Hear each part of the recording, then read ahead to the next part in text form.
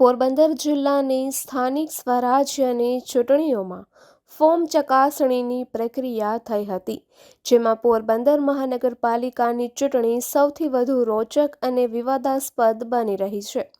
Ward number 7માં આમ આદમી પાર્ટીના મુખ્ય ઉમેદવાર જીવન જોંગી સહિત 3 ઉમેદવારોના ફોર્મ રદ કરવામાં આવતા રાજકીય ક્ષેત્રે હોબાળો મચી ગયો છે. નારાજ ઉમેદવારોએ આ મામલે ચૂંટણી અધિકારીને લેખિત રજૂઆત કરી ગંભીર આક્ષેપો કર્યા છે.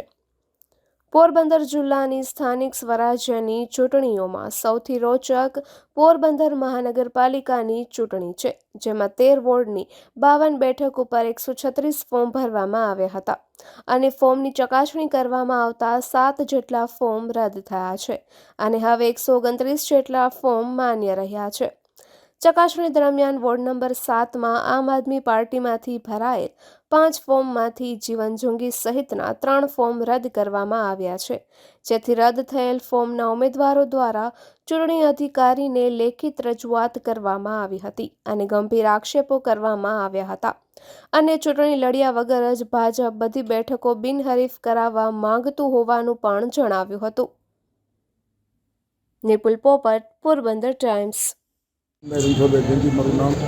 મેં આમ આદમી પાર્ટીમાંથી ડમી ઉમેદવાર તરીકે મેનેજ કરેલું અને પાર્ટીએ મેન્ડેટ આપેલું.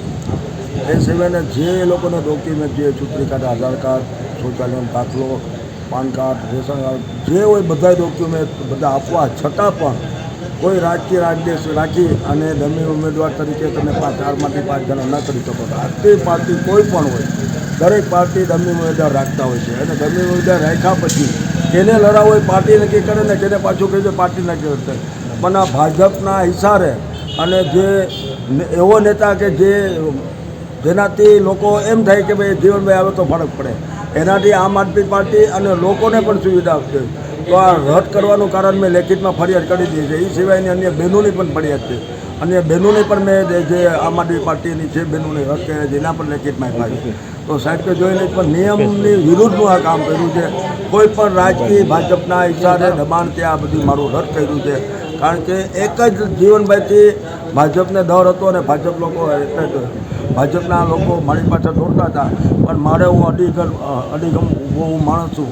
હું કોઈ દી કંઈ વેચાણો નથી, આજે પણ વેચાણો નથી ને અત્યારે વેચાવાનો મને. પણ જે રાજકીય ખાવા દેવા કરી અને આ કરેલું છે, હવે હું સીધો હાઈકોર્ટના જવા માટેનો પ્રયત્ન કરું. કારણ કે મારા નિયમથી કોઈ વિરુદ્ધનું કામ નથી કર્યું. નિયમની ટેકેદાર આપેલો છે, નિયમ પ્રમાણે એક ટેકેદાર છે, એક દરખાસ્ત કરનાર છે, છતાં પણ રદ કરવાનું કારણ કંઈ સમજાતું નથી. અને રાજકીય સારા થયું છે. રાજકીય માણસો મને ખેંચવાની કોશિશ કરતા પણ હું કારણ એને આપ્યું કે ભાઈ તમે 5મો ઉમેદવાર છે, 4 એક જ પાર્ટીના 4 ઉમેદવારો છે, પણ ડમી ઉમેદવાર દરેક પાર્ટી ડમી ઉમેદવાર રાખતા હોય અને મેન્ડેટમાં લખેલું પણ છે કે ભાઈ ડમી ઉમેદવાર તરીકે હું મેન્ડેટ ભરું છું.